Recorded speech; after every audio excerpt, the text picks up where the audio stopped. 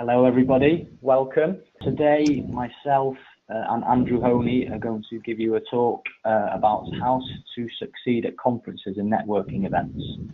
So it's quite a generic subject to talk about, but it is a topic that's relevant to most of us in the field of project management. Even the foundations of a good project manager are really based around communication and leadership skills. So I'm fairly sure some of you, and I know I have, and probably Andrew has before, struggled with networking. So for some people, it can be an alien concept. So the main reason for hosting this topic today really is in preparation for an industry-wide PMO conference that the APM are organising with the support of the PMO Skill Interest Group. So the conference we have is just 2 weeks away on the 19th of October in London, and it's titled The PMO Goes Hands-On. So there's still places to book for the conference, and there'll be a link at the end of the presentation. And we've got speakers from TfL, University of Southampton, AWE, which is the Atomic Weapon Establishment, and P-Cubed, and other speakers.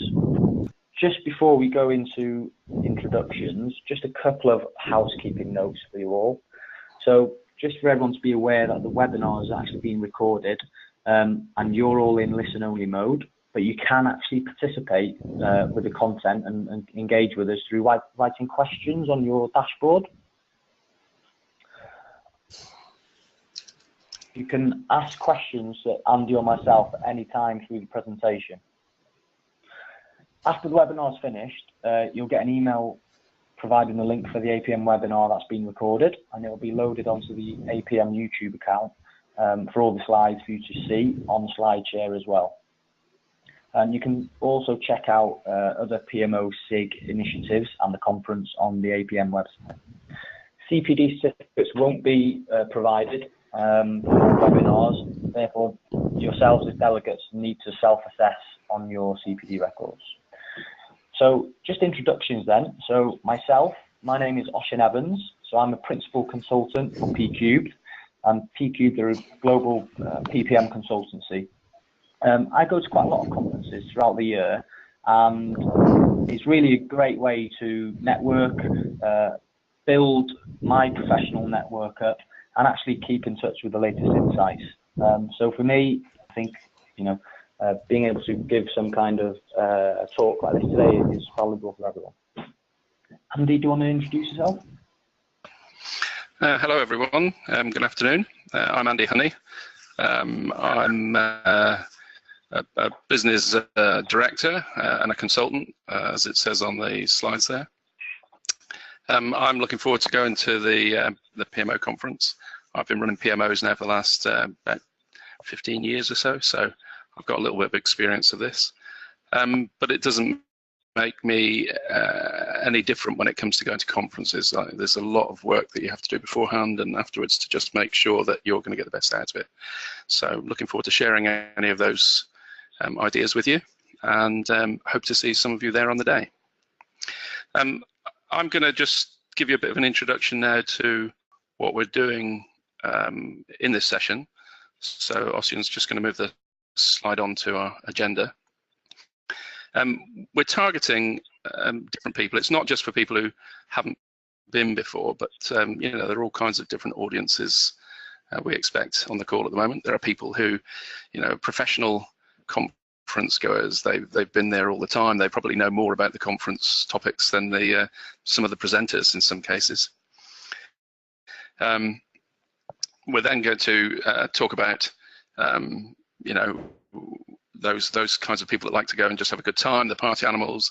There are sometimes people who like to go along and grab the presenters as soon as they've finished to pick up on a particular topic. And then there'll be people who might be going from individual organizations who like to sort of stop together. So we're going to go through, seem to be flicking backwards and forwards through the slides here.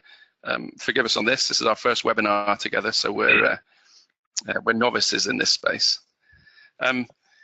So the idea is that we'll be able to give you some information that will cover pretty much all of the different types of people that are going to go along to the conference.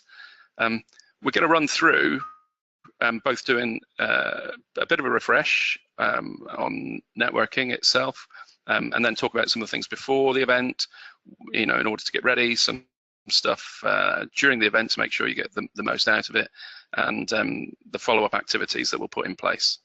So Osian's going to run you through some of the first parts of this now, hopefully. First step is just touching base on network refresh. So we're going to just talk about the real basics here, just to introduce us into the slide deck. Why do it? Really, networking is your own personal marketing tool.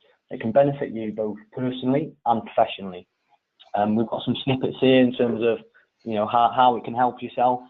It helps you keep up to date with the latest goings on in the industry.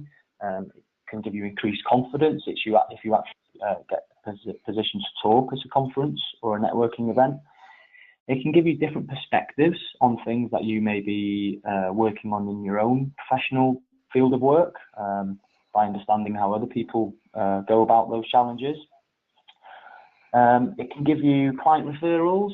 It can actually give you referrals for new jobs within your network. And actually, one of the things that we commonly come across is not all jobs are posted publicly online.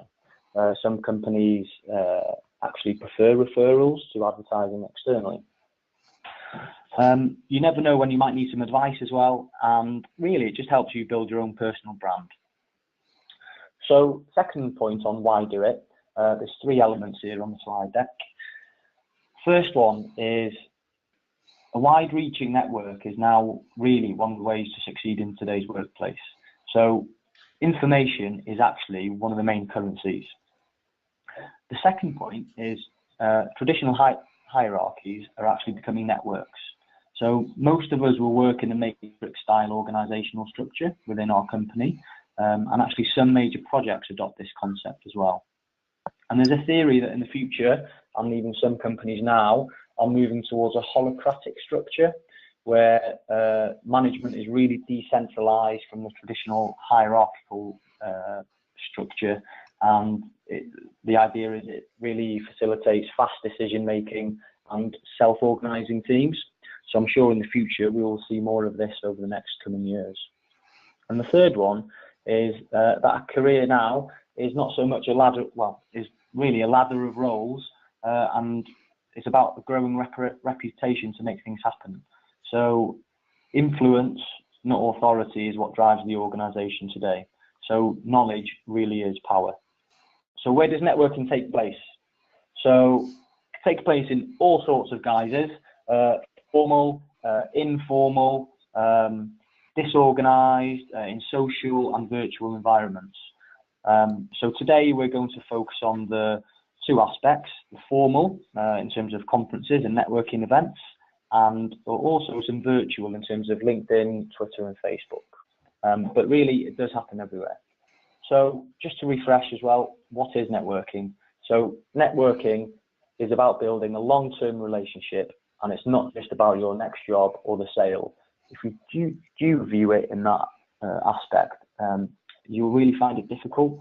There aren't really quick wins with networking. You'll come across as uncomfortable, maybe even aggressive, and it's really about nurturing your relationships over time.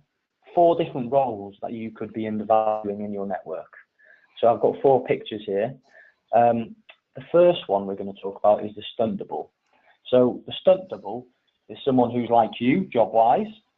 So in other words, there could be people in your departments or in your fields who do the same job as you, or people who do your job in another department or in other companies in the industry. They're helpful because you can bounce ideas off each other. You can seek advice for a specific problem. It's likely that they may be dealing with the same challenges as you as well. And actually, when you're turning to potentially recruit someone, or even simply needing someone to meet at industry events, they can be really useful. In terms of investing in that relationship of the stunt double, the chances are these people are going to be keeping similar schedules to you. They'll be interested in the same industry event. And it's really good because it makes it easy for you to connect with them as individuals. So even when you're going to a next conference, you could consider inviting someone in this category to attend with you, or even reach out to see if they are attending in person themselves. And actually, if you're going to a conference, it's always nice to turn up with someone you know. So do spend a little time with people in this category. It's never too late to open up to them, and you never know when you're going to face the same challenge, and they might be able to help you. So the second one is the outsider. So what's an outsider? That's someone who is in your industry but not in your role, or in your role but not in your industry, or in your company but doing something completely different. So those people are helpful because they can offer fresh approaches to solving problems and really broaden perspectives on your work or your role or industry. They can be good sounding boards when it comes to making a career change as well, because of their different perspectives. How can we invest in those relationships? So it's always good to get to know other people within your company across other departments, whether that's through five-a-side football or social events or volunteering or even the casual post-work drink. It can be a really easy way to meet those people. And you can even spend time with friends of friends whose jobs sound really interesting. You know, you never know when you could meet those kind of people. So the sky's the limit when it comes to building relationships with the outsider. The third one is the higher upper. So who are they? So they're people who have jobs you're interested in, maybe 1 or 2 levels above you. Why they're helpful? So they're the ones with the power to either recruit or maybe promote you if they're in your company, and they can give you guidance on how to make things happen. They can mentor you, and they can teach you more about your industry or field. So in terms of investing in that type of relationship, it's good to make an effort and keep in contact with senior individuals always. You might have interfaced with them on a project or an aspect of your company. You should probably check in with them on a regular basis, maybe every 6 to 12 months, and share an update. You can do this through LinkedIn or drop them an email. You could let them know you've been promoted, or you've changed jobs, or you've won an award, for example.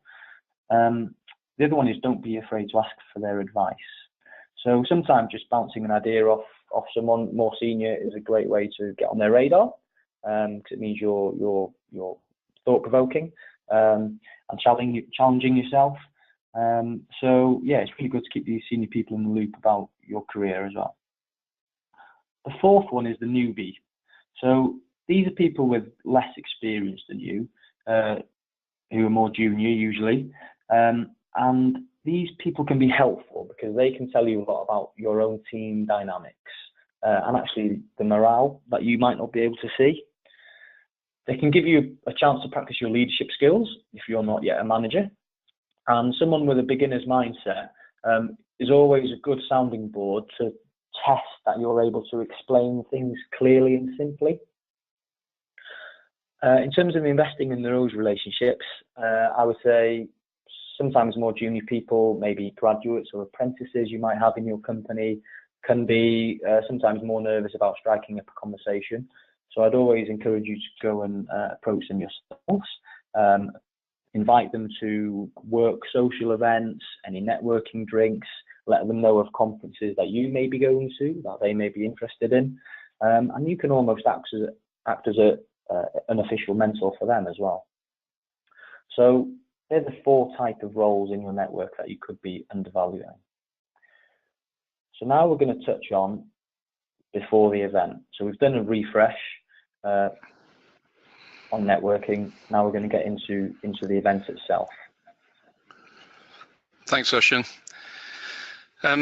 So that's a really important part of why you're going there. It's to develop your network, to see people that you've seen before, or to make other connections. But quite often there are 2 other elements to why you're going to attend a conference. One is you're going to take a problem or some area that you are trying to understand more about, and this is an opportunity to find out more about that.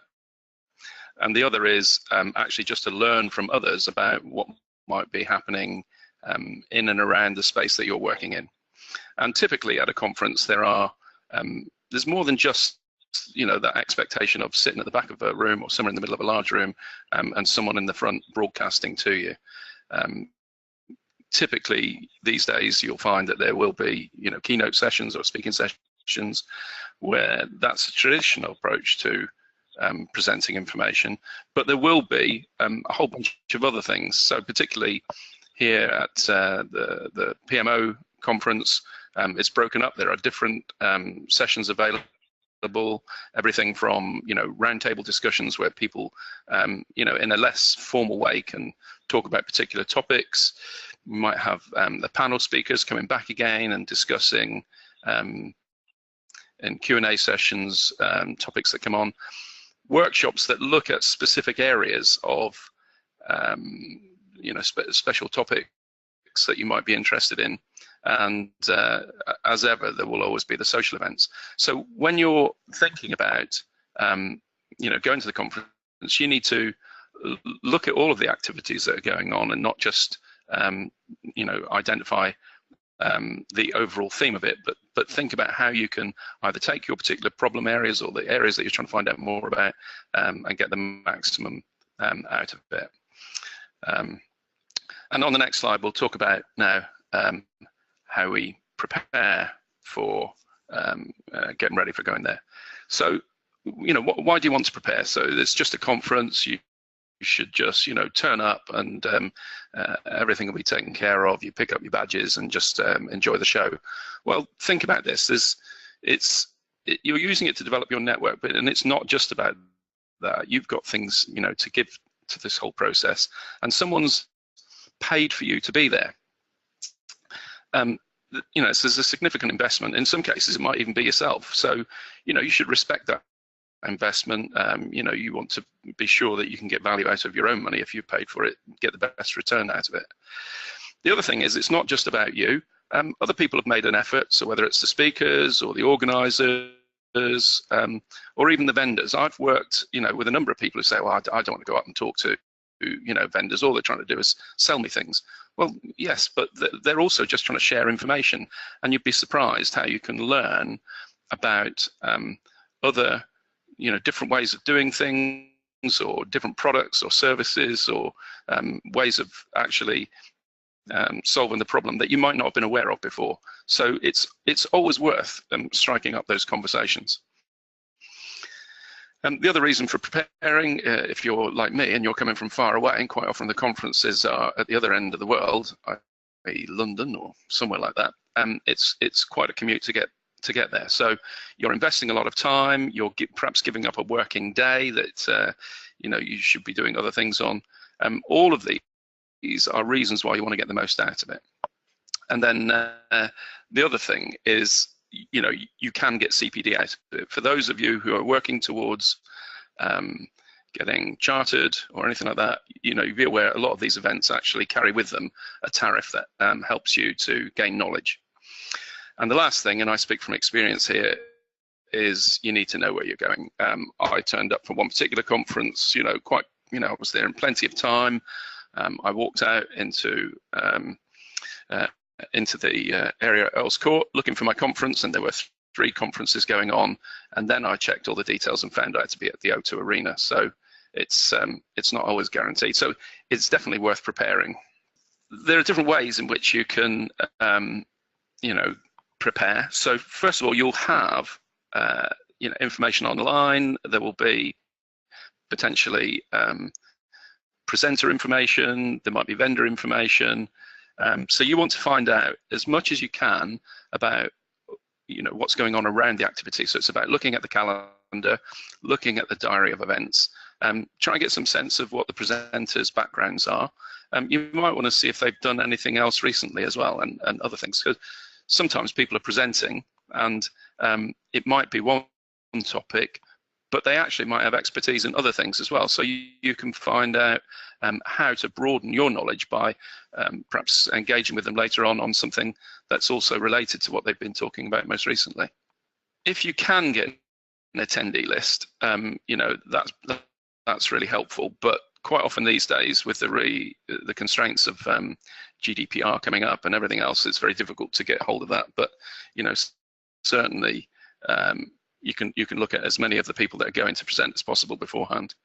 You need to do some kind of prioritization, because you know, if there are events where there are hundreds of people going to be there together with, you know, tens or, you know, dozens of presenters and vendors, you can't get to everyone and have a reasonable conversation. So do some kind of prioritization, you know, use the old Moscow rules of who do I want to get to, you know, and who would be just nice to catch up with. So some kind of exercise that means that you've at least got a target for who you want to get to.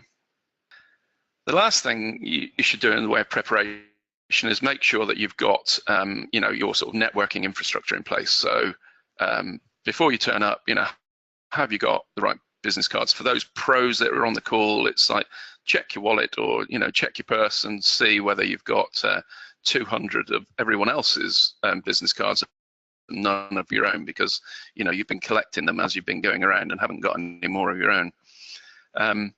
You might want to check your website, you know, where they're going to land, check what happens when they look on LinkedIn, or if they Google you, or if you know, look on other search engines to make sure that they're going to find the right individual. It may well be as well, if you've got particular interests, that you know, you pull some material to take along with you. So you might have some case studies or some interests or a problem. You know, gather that information beforehand. If you're going to talk to a vendor about a particular solution or a product or a service, it's always really helpful if you can take along, you know, the nature of your problem with you. So that will help to engage in their conversations. I think the last thing that I was going to say about getting ready before the conference is you can actually start to engage through various other activities. So you might want to just you know, tweet or post or even email some people if you know they're going to be going along. We've actually got a hashtag for this particular conference, which is #APM PMO, and that will start to get you engaged with who else is going to be there, and you can find out if there are interested parties, and start to use all of the other aspects of social media. Even just good old-fashioned email will work in some cases. And don't be frightened about reaching out to people. You'd be surprised. Everyone really does want to share information. You know, if you go into these events, it's not about staying closed. It is about opening up, trying to pass on knowledge, information, solve problems. You know, this is a community of helpers, and that's particularly true of the APM, where everyone wants to help everyone else be successful. So at the event, how many of you have ever felt like this? I'm sure some of us have felt like this previously. I wish I was in that group, or someone please talk to me. So we're just going to talk about a few things here. The first one is approach anxiety. So it's always difficult to go up to talk to some strangers in a conference. Some things you can just be aware of is, are they involved in the conversation? If so, it might be worth hanging fire for a couple of moments until they end their conversation. You can even just smile and say hello. You don't need to fully approach them with a question straight away. You'll actually be surprised. You know, everybody else is in the same position as yourself. You'd be surprised how many people open out to you as well. When you are talking to someone, you can start with a low-risk question, and we'll touch on some of those in a minute. And it might be easier to start with people who are on their own rather than approaching a big group. And then the last one is, when you are in the breakout areas, having coffee, eating lunch, try not to be alone. Just gravitate towards people. Yeah, I think that the key thing is to, you know, be brave about approaching people. It's not going to be as difficult as you think. As Osian said, you can start off with you know, low risk questions, and candidly, just reach out and smile. A big smile is something that'll help, engage with anyone. So, you can find that just by smiling at people and going up, they will be responsive to you. And even if it is a group of people in a closed conversation, you can find a point at which you can break in and just start to engage with them. Use their name badges to identify who they are, what they're doing. Ask them about, why they're there, what they're hoping to get from the conference. And the last thing I think we were talking about before was using social media and what have you. I think one of the other preps that you can do, as Osian's just put up there, is put together some kind of pitch about yourself. So you're able to use that whenever anyone's asking you a question, or why are you there and why you, what are you hoping to get from the conference? Just make sure that you're aware of yourself. How can you explain to them, what the current activities are that you're doing, why you're interested, what you've got in the way of skills, how they might be able to help you with problems that you've got, and just be ready with those, with your business cards to pass them on. So the next one then is give. So don't just chase information. You need to give too. So one of the things we touched on in the very beginning of the slideshow was, what should networking be and what shouldn't it be? And one of the points was, it's not just about the next sell or the quick win.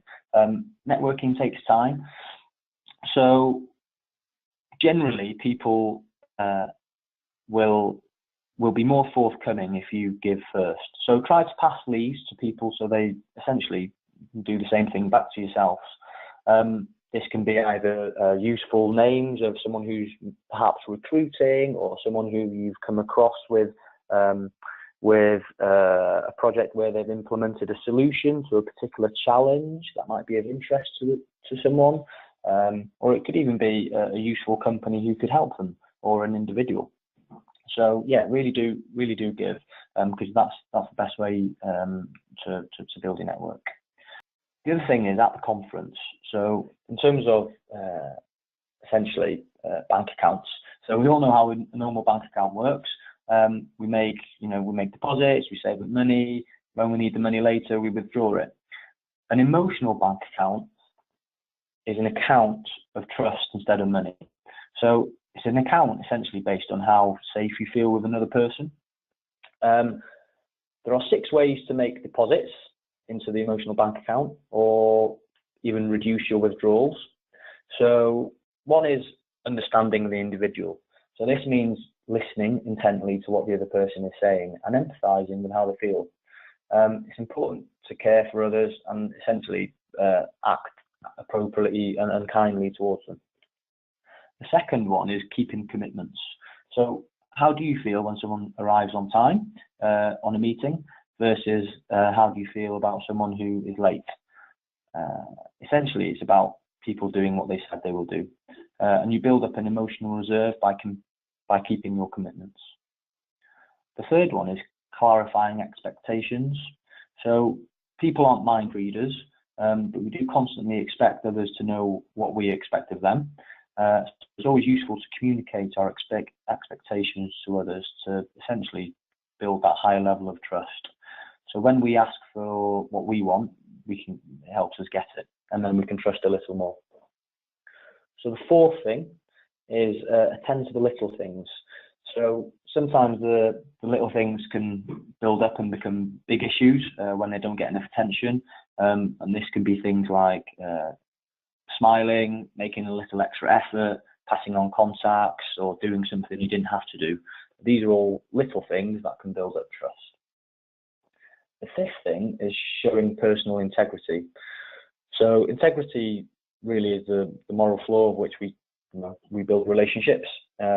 When an individual operates with sound morals, it makes it easier for others to trust those individuals.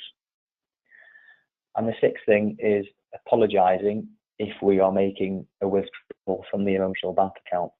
So we all make mistakes, it's part of life. But when someone's violated trust, it's definitely worth apologising to counteract the damage we've done.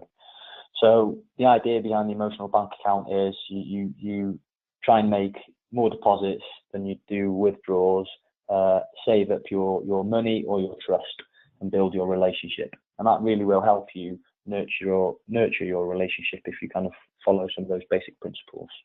Body language. So at the conference as well, I'm sure some of you have noticed, or even networking events you've been to, noticed people who, it's obvious they don't want to be there. So just thought we'd touch on this. So some researchers estimate that speech only makes up 20 to 30% of communication. The rest of the information is conveyed non-verbally.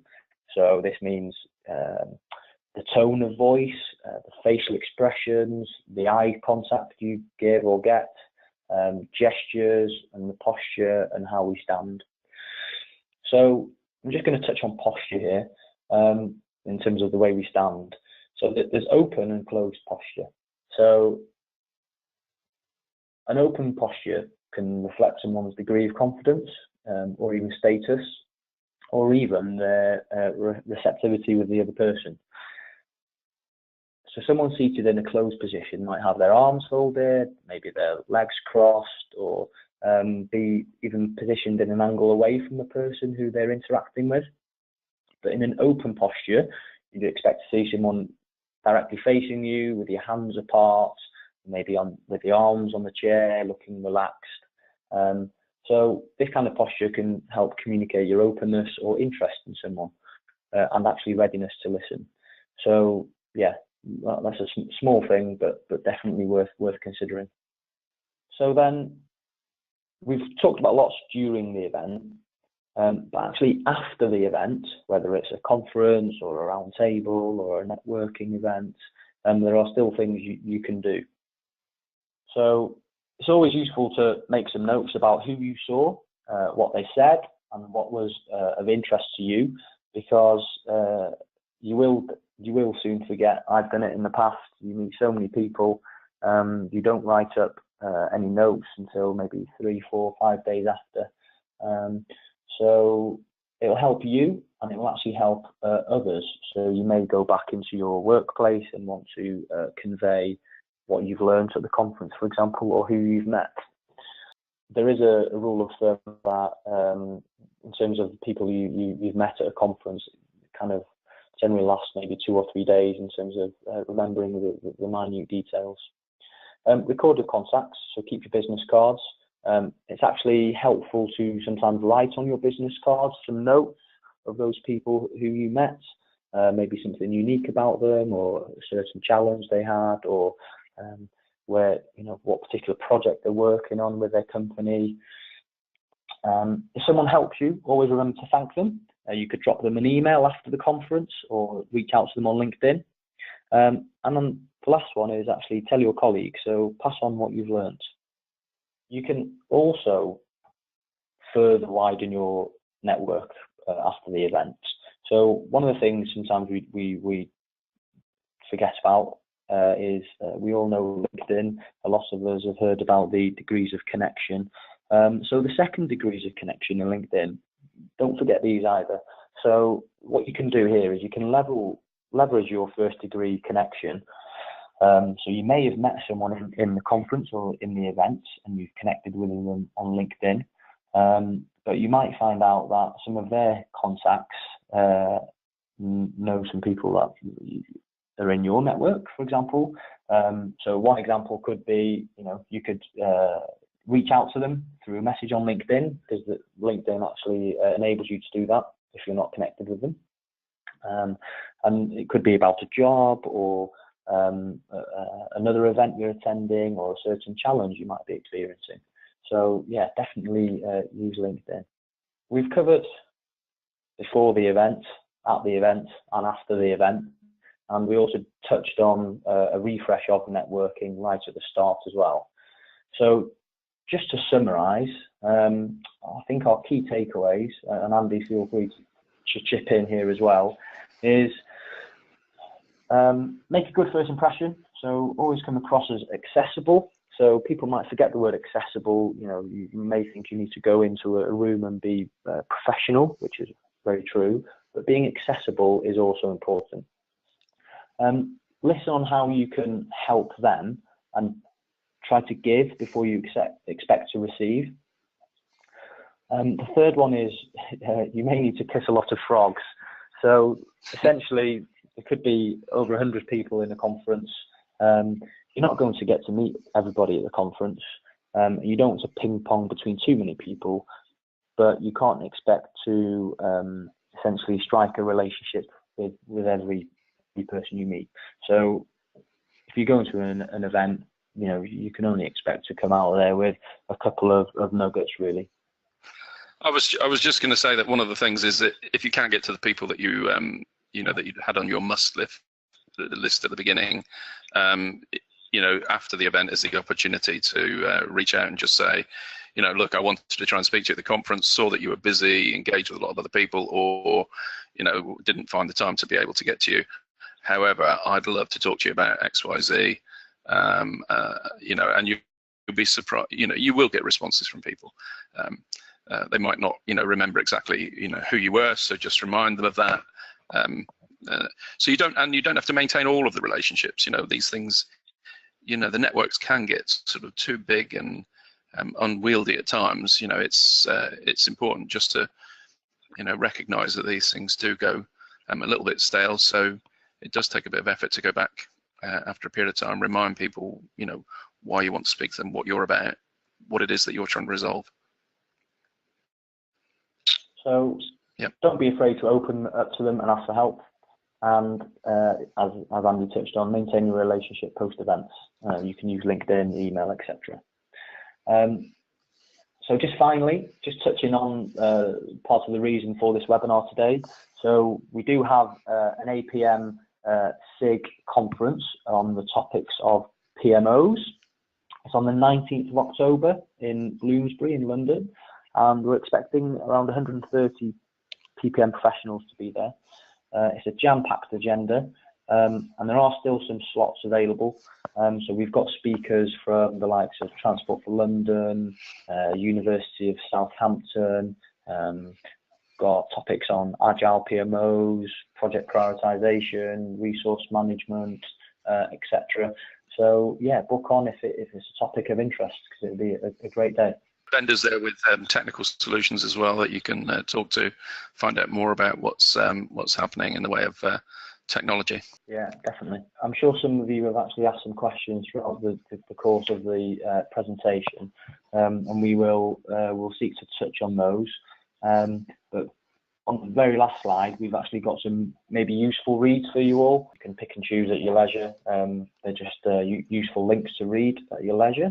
At the back, there's some information on the APM itself, 5 dimensions of professionalism, some recent guides that have been published. So there's a guide around the governance of co-owned projects, and there's various qualifications. And as you know, the chartered state is an upcoming status coming up. You've got the RPP there.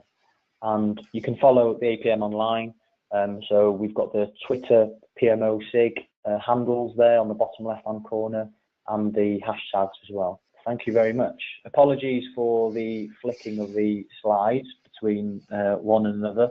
Thank you very much for everybody's time. I look forward to seeing you all at Bloomsbury in a few weeks' time. Thank you. Bye-bye. Bye now.